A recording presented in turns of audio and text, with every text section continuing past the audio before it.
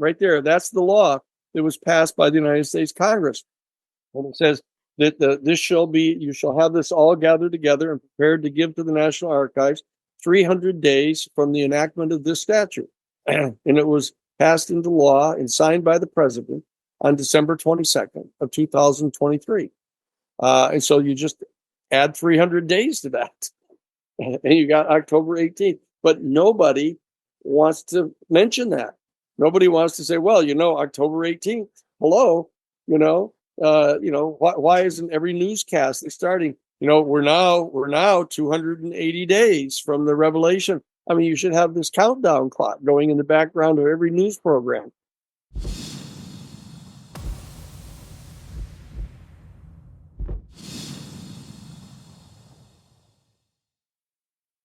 Okay, joining me on the Freedom Pack podcast today, I have Daniel Sheehan, Harvard attorney who's taken part in some of the most historical cases of public interest, including the Pentagon Papers, the Karen Silkwood Case, the Iran-Contra case, and many more, and has now turned his attention to UAP disclosure. Where I'd like to start today, I mentioned just briefly there, sort of an elevator pitch of your long historic career. You've talked about these things in recent years, but this isn't something that you've been speaking about in the public eye and to the media, for a long time. So why have you decided to speak up about these things in recent times? Why now? Well, when Lou Elizondo and Chris Mellon being the former Deputy Assistant Secretary of Defense for Intelligence for the entire United States government, under both President Bill Clinton and under George W. Bush, came forward along with Lou Elizondo, who was the head of the top secret program inside the Pentagon investigating UFOs, came forward and delivered the videotape, the 3 different videotapes taken from the F-18 Super Hornet gun cameras of UFOs, and published them in the New York Times.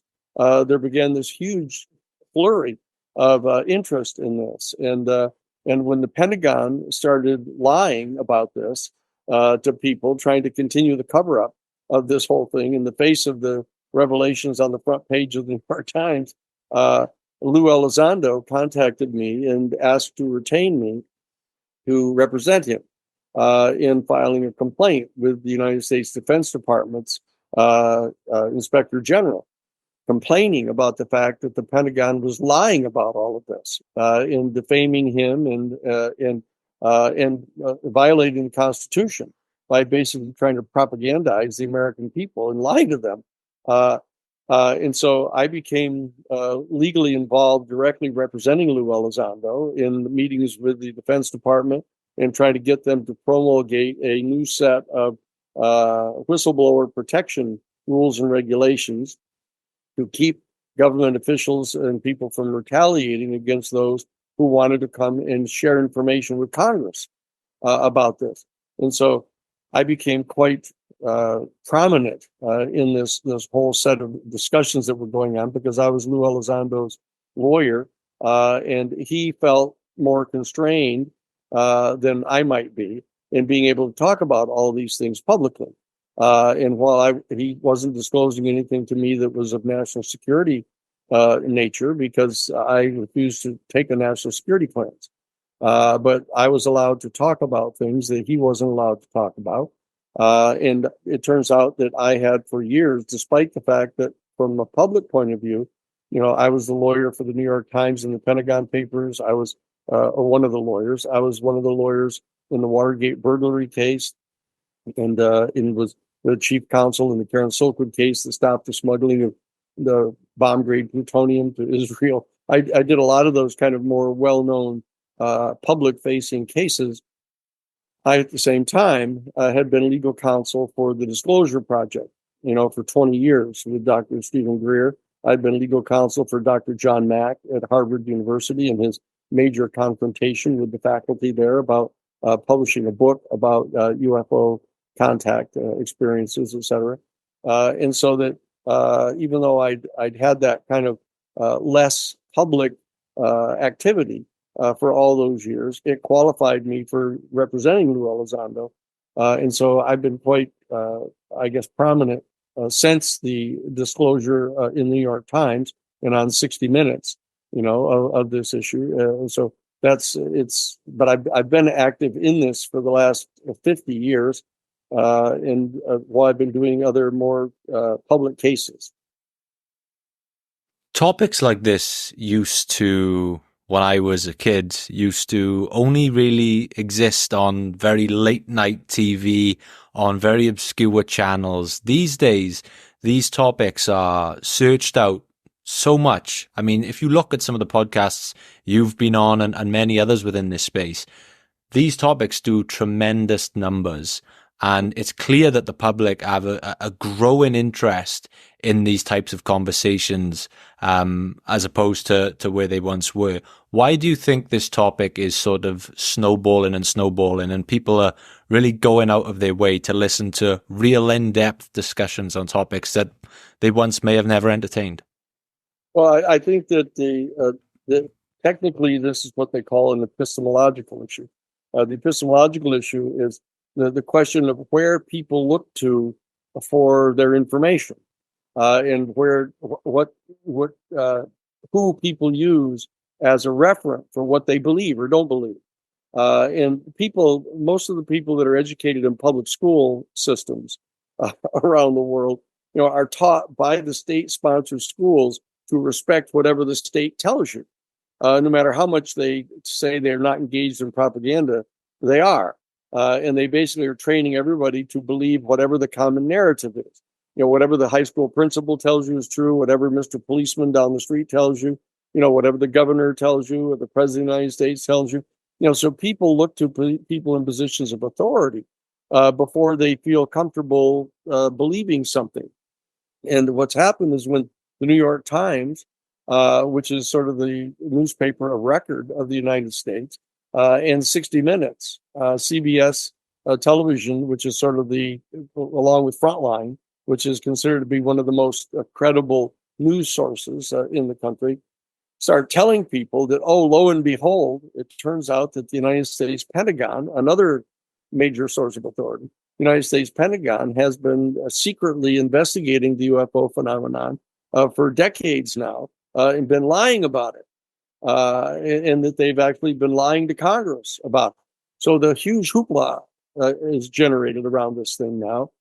And so people are all saying, maybe I'm not so crazy, because I've always been wondering about this. I've always thought, when I stand out in a field at night under the stars and see the billions of stars up there, I get struck by the fact that it seems kind of likely there must be life somewhere else in the universe, and despite all of the official narratives trying to tell you that you're crazy or you're mentally ill, if you start thinking about those things, all of a sudden people feel freed up to be able to do what it is they've always wanted to do. They want to find out about the UFO stuff, and they're not afraid that if they go check books out at the library on UFO stuff, that the FBI is going to come and find out they're reading about UFOs, or someone's going to discredit them in their career.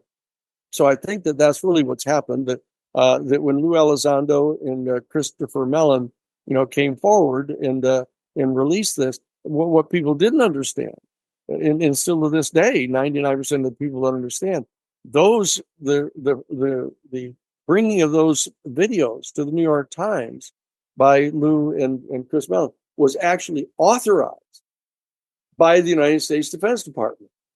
The United States Defense Department Office of Pre-Publication Review and Security had cleared those videos to be publicly released. The same thing is true of David Grusch's testimony, his famous July 26th testimony, asserting that he is convinced that we're in possession of a non-human origin extraterrestrial spacecraft and biological proof that the occupants were non-human. Well, that was all cleared to be testified publicly by the United States Defense Department. And people don't realize that. But when they do realize that, they're going to be feeling even more free to look up things, because now it's been okayed by the Pentagon. So they're not engaging in some sort of weird form of treason by believing this stuff. And so that I think that's the reason why there's this major increase in the attention. I think everybody with a political IQ above room temperature, has been suspicious that there's extraterrestrial life, and it's everywhere. I mean, all the movies, all the television shows. I mean, you take a kindergartner in the kindergarten and ask them to draw a picture of an ET, and they'll draw it for you. And they'll say, show me what a flying saucer looks like, and they'll draw it for you. So I mean, it isn't as though it isn't known by the people. It's just that they felt that they couldn't talk about it publicly. You mentioned Colonel Grusch there. Now, this is a massive talking point in this UFO space. Now, for anyone who's not familiar, Colonel Grusch was testifying in the House Oversight Committee under oath that we are in possession of a non-human extraterrestrial spacecraft. This included, was it near 40 witnesses? Yes. Yes. Who were those witnesses? Do we know? Do we know? Yeah. Some of us do. but not everybody knows. Yeah. But the Senate Intelligence Committee knows. The staff people in the Senate Intelligence Committee and the members of the Senate Intelligence Committee know who they are, and they know what it is they've told them.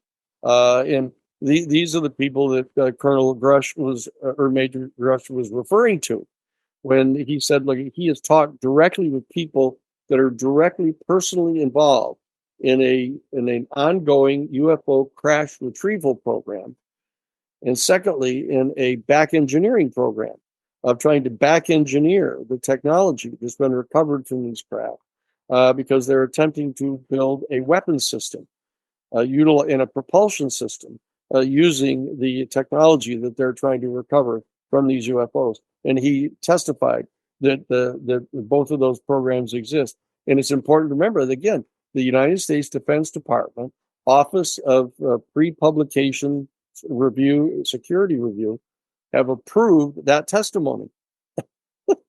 So that's an important thing to keep in mind. And many people, maybe if they're hearing that for the first time, they may be thinking, okay, this off the wall guy who's finished his military career and he's spun this story, but this is quite a well respected guy throughout his career, right? Well, that's putting it mildly. Yeah, he was a major officer in the global intelligence center that people didn't even know that existed.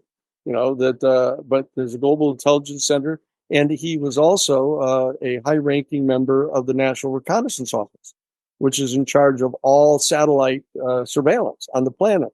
Now, this is an extremely high-ranking guy. He was actually assigned by the United States Pentagon to be a member of the Special UFO Task Force inside the Pentagon, inside the Office of Naval Intelligence. It was the organization that was put into place after Lou Elizondo resigned and went public about what was going on. They wanted to be able to say, well, there's no such thing as the ATIP program, the Advanced Aerospace Threat Identification Program that Lou Elizondo. We don't know who Lou Elizondo is. We've never heard of him. There's no such program. And what they did is they closed down the program and they snuck it over and put it in the Office of Naval Intelligence. And David Grusch was one of the people that was an official in that organization. So when he came forward to testify to Congress, he was an absolutely authoritative, high-ranking official of the United States government that was testifying to that fact. It's also been said that off the back of this, that they're not only craft, but there are bodies that there have actually been DNA tests for. Yeah. Now, is that legitimate, or is that just a story I've heard? No, that's true.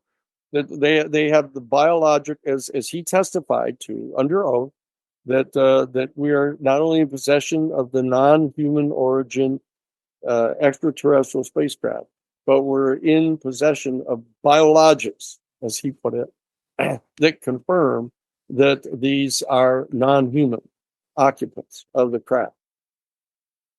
So we've got a very respected guy coming out under oath saying that we have craft, that we have bodies, there's DNA tests. Now, what happens? It's important to say, we don't just have him coming out. What we have him is authorized by the United States Defense Department to testify under oath. And we have the United States House of Representatives approving his testimony and calling him to put it forward publicly to the American public and to the world. That's what we have. And it's more than just a guy coming out, So that's a whole set of official sanctions that are authorizing this testimony. So where does this stand currently then? Well, it stands that also you have the day after his testimony, the Senate Intelligence Committee, by 17-0, with all Republican senators and all Democratic senators, all unanimously voting to send to the floor of the Senate a 64-page bill asserting in its findings that our United States government is in possession of myriad pieces of information about the UFO phenomenon, and non-intelligent or non-human intelligence. And it says it in the findings, and that they are setting up a controlled disclosure program to get this information rolled out to the American people and to the world over a 7-year period. I mean, this is extraordinary. This is another extraordinarily important step that was taken, and it passed virtually unanimous through the United States Senate. Okay, and it went over to the House side, and we do know that for the 64-page bill was kind of honed down to a 24-page bill. But the reality is the 24-page bill that was passed by the House and therefore had been passed into law and signed by President Biden, which is the law, has now mandated that all 6 of our United States military services, all 18 of our United States intelligence agencies, all 32 of our United States Defense Department agencies, and that they all are ordered to gather together every single piece of information they have acquired pertaining to the UFO phenomenon and the non-human intelligence that's understood to be responsible for it, are to gather that all together and have it available in a digitized and retrievable form by October 18th of 2024. So they said 300 days from the passage of the statute. The statute was passed on December 22nd of 2023. And so you compute it out, and we're talking about October 18th of this year. They are ordered to have all of that information gathered together and have it be made available as soon as possible right thereafter to the National Archives. And all information that is more than 25 years old is to be released to the public, which covers Roswell, which covers Aztec, which covers, Project Blue Book, covers all 700 cases in Project Blue Book that were classified and were never acknowledged publicly. All of that information would be covered, and people don't realize that that's happening right now. All they do is they're wringing their hands saying, oh, there was a 64-page bill that would have set up an independent panel to review it all. But no, it got all stripped down to only 24 pages. People don't realize the 24 pages that got preserved are extraordinary in what's actually been passed and what's been mandated now. I find it crazy, as you pointed out, that people don't realize this is happening. For me, when something like that gets passed and, say we have a date to work towards, that this should be mainstream front page news, blasted down our face, and we're all on a countdown waiting for this to happen. Why isn't that the case? Why do people not know about this then? Well, because there's been a 75-year campaign consciously mounted, by the Defense Department, and a campaign by the Central Intelligence Agency to excoriate anybody who actually tries to treat this seriously. And so, and that, not only that, but most of the major news media have been infiltrated by the national security state people. The United States Central Intelligence Agency, in violation of every aspect of the National Security Act of 1947, have basically placed active CIA people inside the major news media. You know, we've established that already. We knew the names of 42 of these people. You know, in that they're posing as their national security reporters.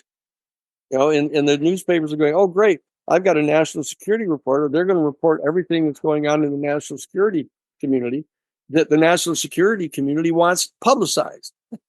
But they're going to keep secret all the other stuff. And so that if we're getting set to step on a story that is going to reveal a national security operation, these guys will tell us to stay away from the story.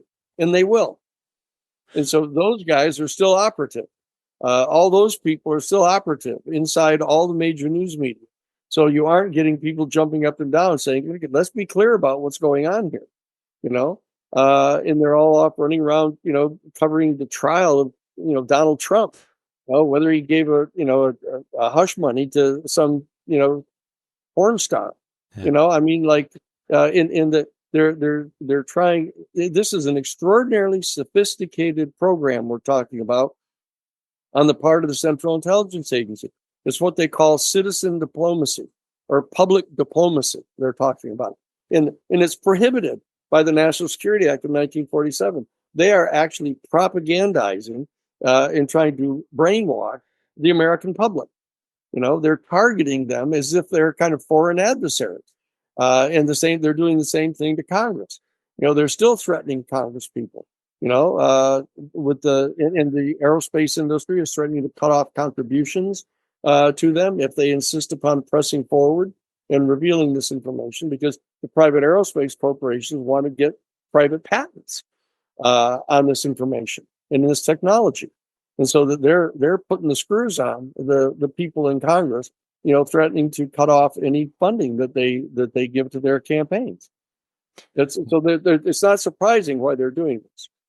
Wow. Now that makes sense. So we've got sort of government sort of infiltrating mainstream media, the very same mainstream media that government sort of pushes us towards. And as you mentioned earlier, that the schools push you towards, and that they're controlling these stories. And the only way these stories are getting told are on podcasts, independent media platforms. And therefore, I think that sort of makes the stories look really uncredible. When you see a story and it's on a podcast on YouTube, and you tell someone, oh, there's this big, you know, October 18th. Oh, where did you hear that? There's this YouTube channel. Instantly, people are going, oh, whoa, I've lost interest. Yeah.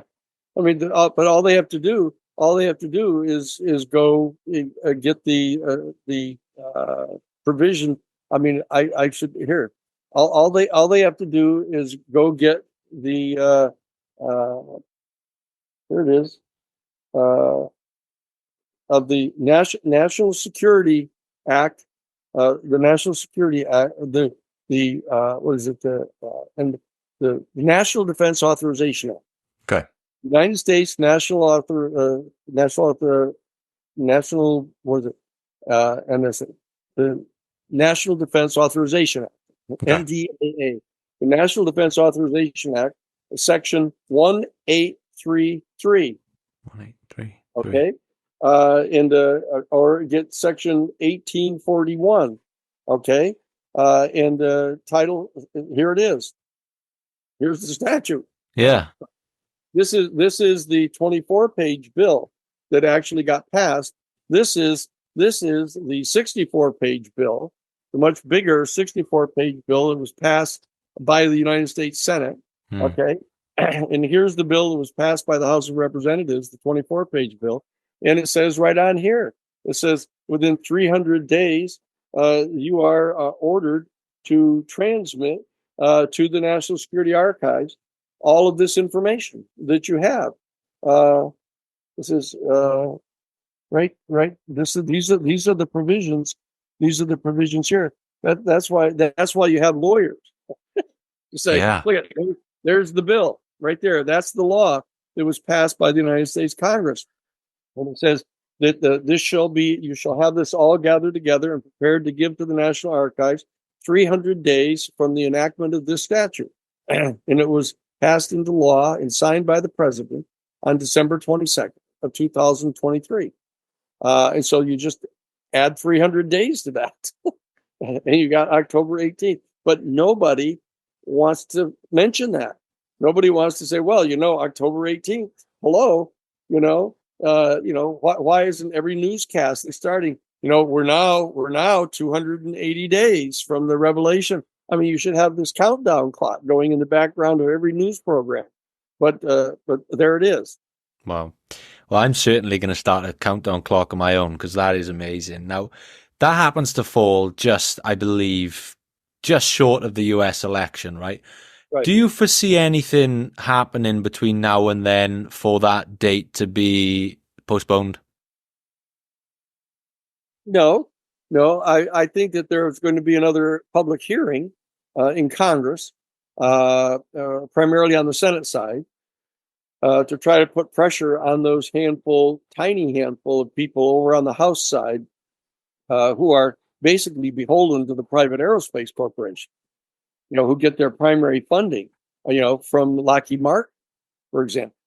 Mike Rogers, who's the head of the House Armed Services Committee, gets his major funding from Lockheed Martin, who wants to keep this secret so they can have a patent on it, so that what the Senate is going to be doing, the Senate is full-throatedly in favor of this disclosure.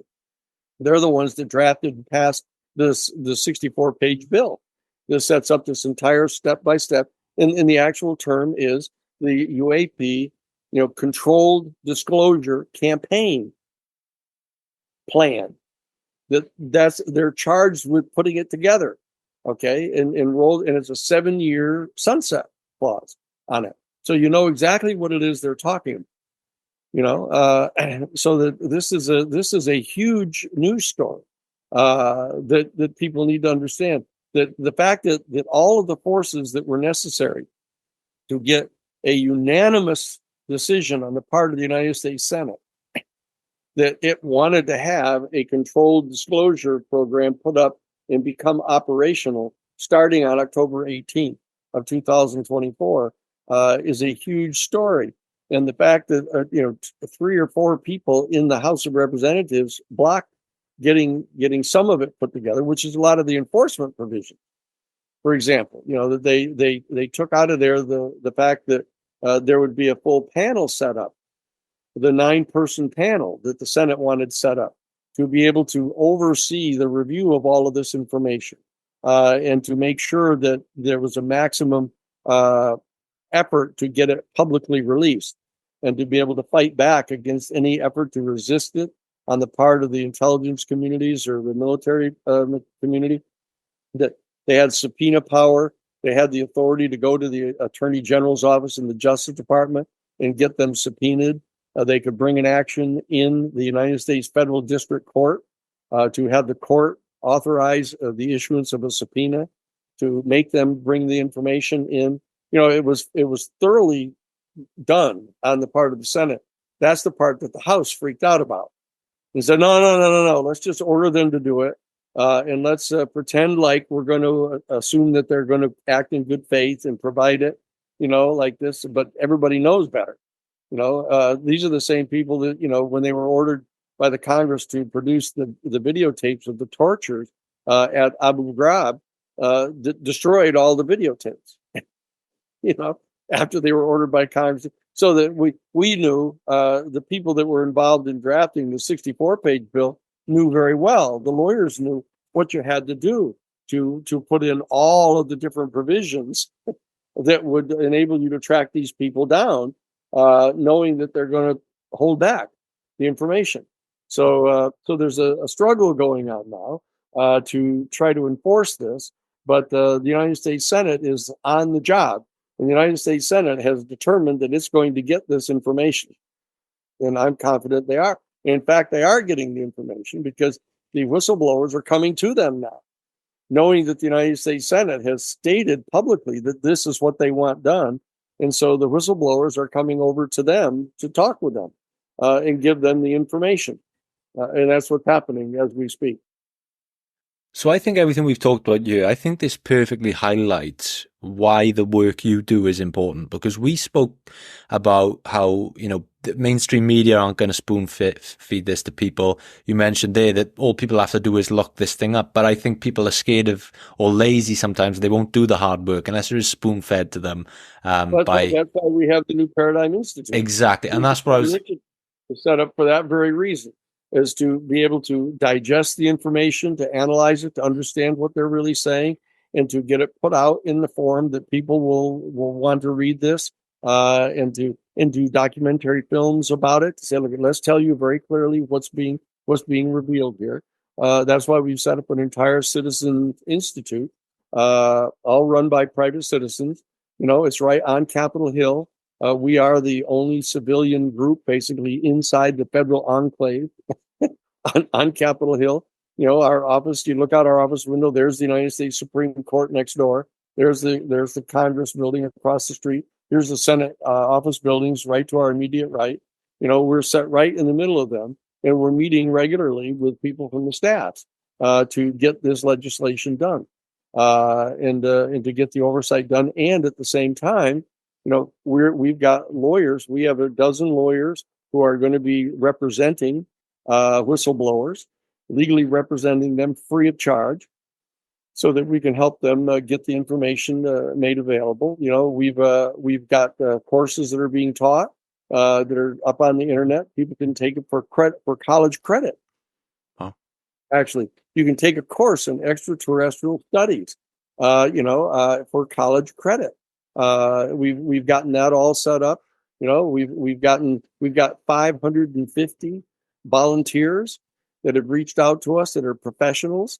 That's where we got our legal staff put together. That's all volunteer legal staff that's working with us, that I'm coordinating, as chief counsel.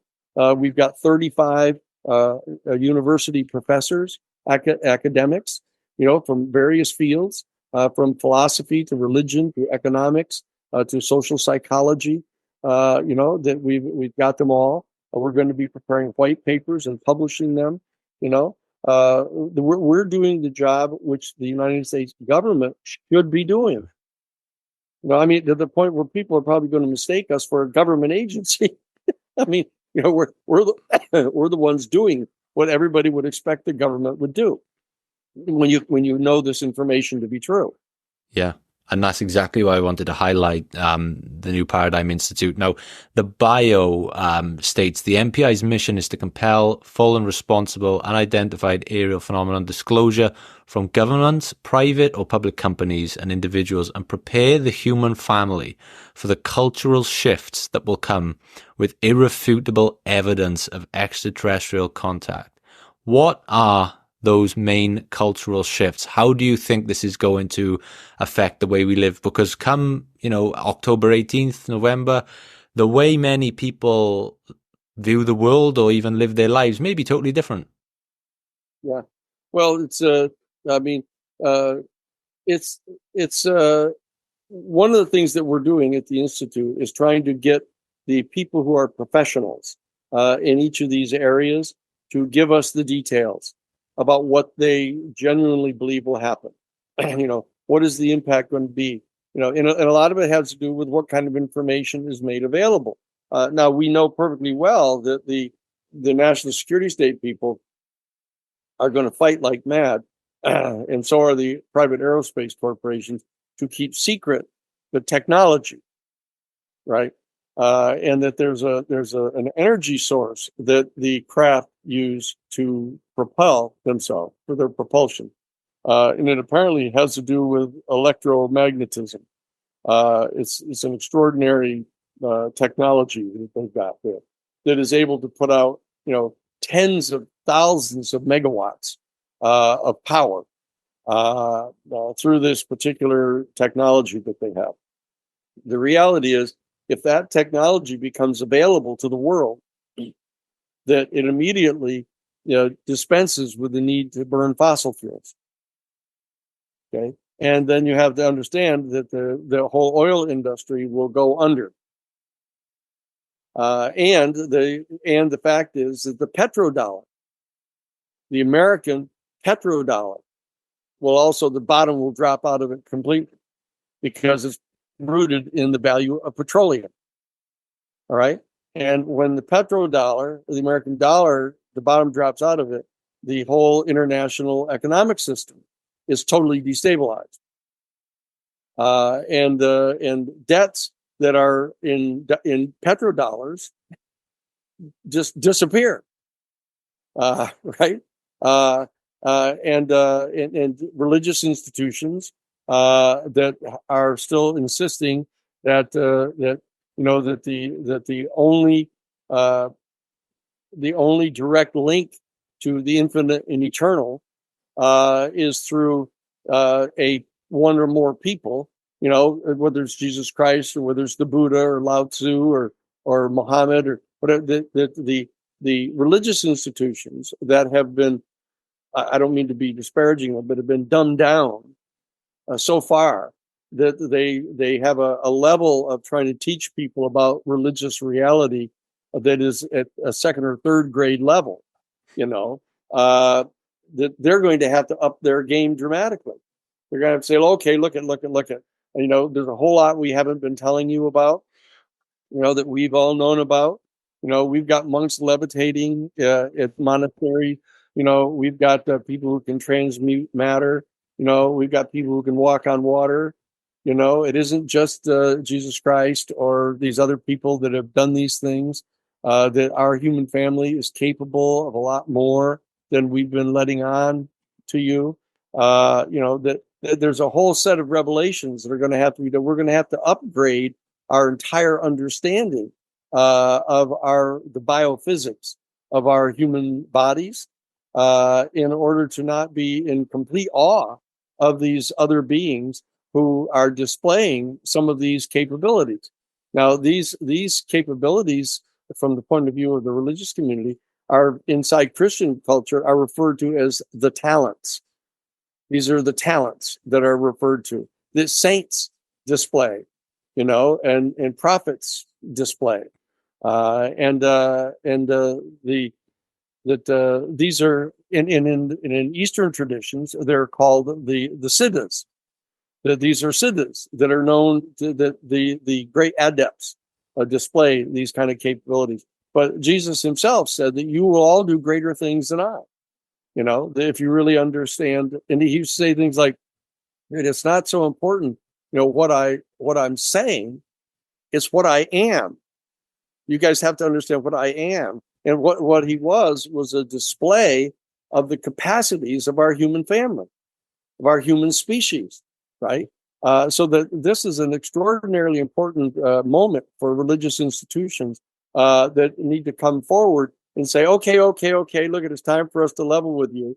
We are a lot more capable than we've been telling you, okay? And that we know that we've been telling you that you have to have us act as intermediaries for you, that you're not really capable of having these kind of unistic experiences with infinite and eternal consciousness. That it was too disruptive for you, or you didn't want to take enough time out of your busy day to bother doing it. But the bottom line is, the religious communities are going to have to go through some fairly profound and dramatic updating of their knowledge that they're going to be sharing with people. Okay, and they're going to have to get beyond being so parochial. That okay, it's only the only beings that are capable of this kind of consciousness are just the adepts from our own particular religious tradition. They're going to have to acknowledge the legitimacy of the adepts and other religious traditions, human traditions, and they're going to have to be open to the fact that these are faculties that human beings can display and these other extraterrestrials can display, because they have to be extremely careful not to have people viewing the extraterrestrials as super saints of some sort. Yeah. They can't have them thinking these are angelic characters, so that whatever it is they say, they're just automatically going to do. Or they're going to fall into praising the extraterrestrials because they can walk through walls. or they can, levitate. That we've got to take care of our people here. We have to assist our people in getting ready for these kind of extraordinary encounters that people are going to be having. Now, that's not to deal with a more prosaic or mundane stuff of having to deal with the economic disruption of new technologies that are going to be coming in. The geopolitical implications of this. Are we going to continue to maintain individually separate nation states here in attempting to deal with? Are we going to have individual nation states try to establish separate treaties, with a star system? Are we going to have different treaties with different star systems? Do they have some sort of galactic federation that we can deal with as an entity, or do we have to deal with them separate? These are all fundamental questions that nobody gets into asking, much less answering, until they're completely convinced that it's true. Yeah. And as long as the national security state is pushing back and pretending it's not true, people they've got other stuff to do. We don't have to get to this right now because the people in positions of authority haven't even acknowledged that it's true yet. So it's not okay. It's not okay for us to say here. Don't worry, we're good. Okay. So the bottom line is there's an awful lot that needs to be done, and the American people, at least, and people all around the world, realize that we cannot afford to wait for our government institutions to do this because they're under the control of a national security state that is trying to keep it secret so that they can use it to garner military advantage for their individual nation states. And so that the people ourselves have to take this over. We have to engage in citizen diplomacy. We have to reach out. We have to reach out to the bottom line is that the New Paradigm Institute has been set up with the cooperation of people inside the national security state, which causes some distress on the part of people, who are part of the longtime UFO community that view that as kind of, you can't trust those people because they've been engaged in concealing this for all this time. But we've got dialogue going on with the people there. And we're in complete dialogue with people that are inside the traditional UFO community, and people deep inside the national security state don't trust them because they think they're all wackos, and so, but we're in intimate dialogue with all of them. And fortunately, each of them correctly views us as being part of themselves in dialoguing with the others. Okay, so that the New Paradigm Institute is in that position of being seen by people who are in favor of controlled disclosure as major advocates of controlled disclosure. And on the other hand, that we are advocates of disclosure of the major disclosure campaign that's going on. And almost everybody recognizes that there may be, like, for example, it's probably not a good idea to publish on the front page of the New York Times how you build a thermonuclear bomb. We agree with that. But I actually was one of the lawyers that represented the New York Times and made the argument successfully that, we have a right to publish anything we want, and you as the federal government are constituted by the Constitution without any authority whatsoever to stop us from publishing whatever we want. Why? Because of the First Amendment. That Congress shall pass no laws restricting the freedom of the press. Okay? And that means you too, the national security state people, in the Defense Department, in the Justice Department, inside the executive branch. You don't have any authority whatsoever to tell us what we can't publish. But the New York Times, for example, will exercise adequate discretion to not publish how to build a nuclear weapon on the front page of the New York Times. But it's not something the government is going to be in charge of deciding. Now, that's very disquieting for the people inside the government because they think that they must possess some kind of intrinsic inherent power to stop the presses from publishing something that they think is detrimental to the national security of the United States. The problem is their idea of what is detrimental to the national security of the United States is way overblown, to say the least. And I'm the one that's had those conversations face to face with the United States Attorney's Office in the Pentagon Papers case, in the chambers of Judge Murray Gerfine, confronting Whitney North Seymour, the United States Attorney for the Southern District of New York, arguing on behalf of the Nixon administration that they had an inherent right to shut down the New York Times to keep us from publishing the Pentagon Papers. So I've been there, down over all these years. So I'm uniquely equipped, perhaps, to have these discussions because, nobody's going to buffalo me. Nobody's going to sit there. I mean, turns out I'm also older than most of these people now, which is kind of a unique position for me to be in. I turn out to be the elder statesman in the room for all of the conversations with members of the Senate and the House, and I've been there. I'm the one that knows Dr. John Mack. I represented Dr. John Mack. They've only heard about it. They've only read about it, So I'm in this position to try to help, bring everybody together, to talk with everybody, to respect everybody's opinions on this thing, and have the New Paradigm Institute actually help do these things to show the government agencies that we can do these things responsibly and that the citizens can do these things so that we can have conversations, you and me, on these non-mainstream media mechanisms and talk about all these things and do so responsibly, and that's what we're doing right now. This is the penultimate exercise of free speech and freedom of the press, which is been a champion of this since the days I helped establish the right of journalists to protect their confidential news sources. Beautifully put. And as you alluded to there are so many other millions of questions I would love to ask you one day about the Pentagon Papers, the Karen Silkwood case, John Mack. One day in the future, maybe we can do this again and I can ask you all that. But I knew you'll ask the big question, though. Well, who killed President Kennedy, right? Oh, wow. I mean, that would be a whole podcast of its own. What were they doing in the Watergate Hotel? What were they doing in the Watergate Hotel?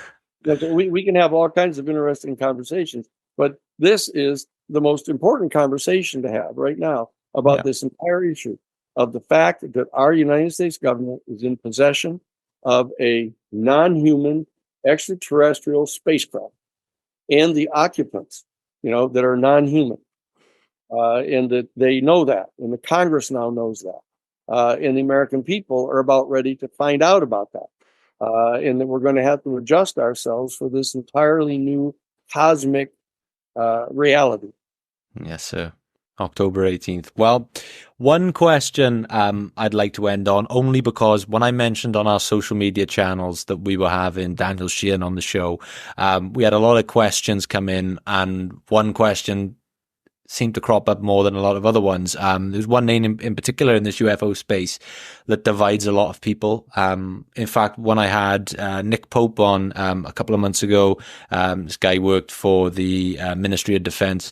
I asked him this question and he posed a slightly different argument to me. Bob Lazar, do you have an honest opinion on Bob Lazar you can give us? He is either, in my opinion... I'm going to talk about that I've never met him. I've never interviewed him. I've read the stuff about him, and based on 50 years of experience, I know enough not just to rely upon what other people are saying about him to get to talk to him, and see whether or not he's willing to go on a psychological stress evaluator. People don't even know what a psychological stress evaluator is. I mean, it's an extraordinarily sophisticated lie detector test. That nobody's been able to beat, and we had access to it at the Institute, and so, we can just sit and talk with him, and we'll see, that he appears to be quite credible, that there are attacks. Everybody knows the kind of attacks that get waged upon people. We also know that the national security state is perfectly capable of eliminating parts of people's official records. We know that, and we know that they do that. Doesn't mean they have done it in his case, but it doesn't mean that they haven't done that. So we'll find out. We'll talk with Bob and see what we can get for you on that. Wow. So are you actually set to sit down with Bob, or we can do it? I mean, the New Paradigm Institute is viewed by virtually everybody now as the go-to place the place that's attempting to bring everybody together and have credible conversations with everybody and be able to vouch for the credibility of different witnesses, et cetera. And so that my assumption is that Bob will be, even though he's quite reluctant to talk publicly right now, that we can set up an arrangement to be able to talk with him confidentially and find out what he means. Well, that would be an extremely blockbuster and important conversation. So I look forward to seeing that one day. Daniel, thank you so much for joining me on the show today. It's been an absolute honor to host you. I hope we get to do this again someday. Sure. For everyone listening and watching right now, out of everything we've talked about today, where is the best place for us to send everyone right now? Is it the New Paradigm Institute website? Where can we tell people to go to? Absolutely right. newparadigminstitute.org. newparadigminstitute.org. Come on over there. We've got a major website that's already set up. It's operational. We're going to be able to have action teams in all 435 congressional districts around the country. You're going to have 50 state offices, working to get disclosure. We have an entire group called Citizens for Disclosure. We have 35 major academic people that are working on white papers for us. This is the place to go. And we're going to do everything in our power to get people educated in a sound and responsible way about what it is we know and what the things are that we don't know for sure yet, but that we're examining and preparing people for understanding how all of this relates to each other so that we have a clear understanding of what it is we're going to do in light of our discovery that these extraterrestrial beings are here. Well, I will link everything down below so people can go and click that link and head over to the website. I'm certainly grateful for the work you do in the New Paradigm Institute, and I'm very grateful for your time today, Daniel. Thank you so much for joining me. I appreciate the opportunity to talk to everybody. Thank you so much. Thank you so much for watching. If you enjoyed that video, please subscribe to the Freedom Pack channel and consider clicking here to watch another video that I think you'll enjoy.